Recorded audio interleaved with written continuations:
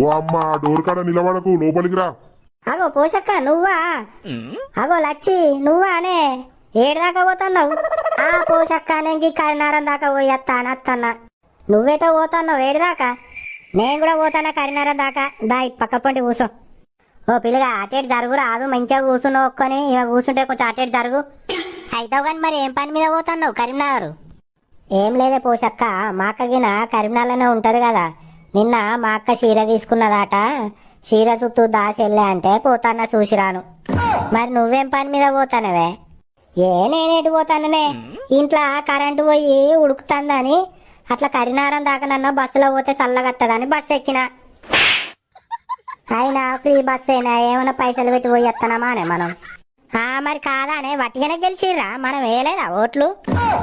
ఉండాలి మీరు భూమి మీద, మీరెత్తనే గెలిచిరు, ఇక మేము ఎత్తే గెలవలే. ఒకలేమో చీర చూసిరాను, ఒకలేమో చల్ల గాడుపు